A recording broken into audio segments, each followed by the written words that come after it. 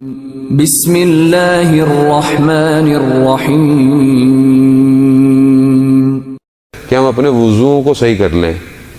میں اکثر لوگوں کو لوگ اتنی مستحبات بہترین ادا کر رہے ہوتے ہیں لیکن واجب وضو صحیح نہیں کر رہے۔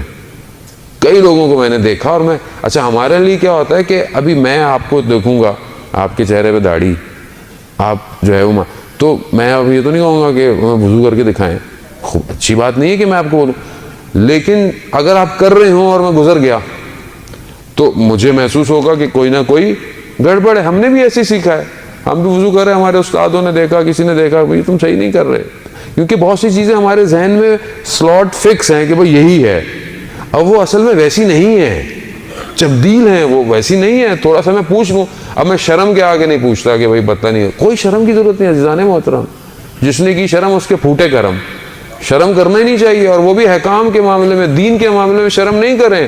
قیامت والے دن پھر کیا کرے گا آدمی؟ کھڑا ہوا ہوگا خدا کی بارگاہ میں، وہاں بولتے کاش پوچھ ہی لیتا میں، کون سی کو میری انسلٹ ہو جانی تھی۔ عزیزان محترم، غسل، وضو، قرت، خاص طور پہ تلفظ، مخارج، جو صورتیں انسان قرآن میں پڑھتا ہے اس کے مخارج انسان کروا لے۔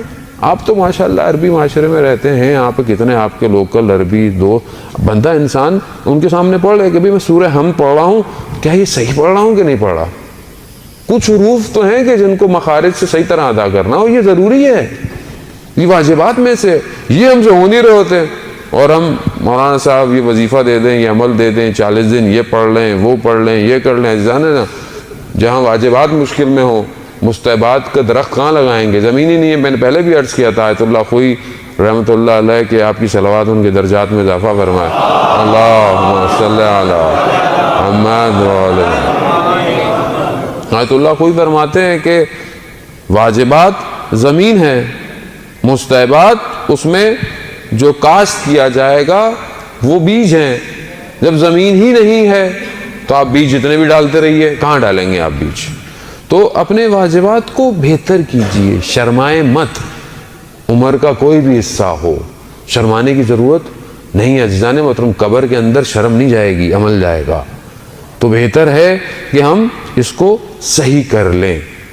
بہت سے لوگوں کو میں نے دیکھا اور ان کے لیے بدی ہوا ہے، ہمارے لیے بھی ہوتا ہے کہ ہم کیا بتائیں، یہ باتیں بتانے کی ہیں، جبکہ اساتید ہمارے بہت اصرار کرتے ہیں کہ ممبر پہ جب بھی جاؤ ایک آدھ فقہی مسئلہ ضرور بتایا کرو تاکہ لوگ متوجہ ہوں اس کی طرف، لوگوں کو پتہ ہو۔ پاکستان، ہندوستان میں بہت ساری چیزیں اتنی غلط رائج ہیں معاشرے کے اندر، کہاں سے آئیں؟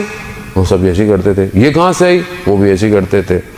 اتنا بڑا ایک مسئلہ، جب انسان بچہ دنیا میں پیدا ہوتا ہے اس کے بعد جو ہے وہ خواتین کے ایام ہیں پاک ہونے کے۔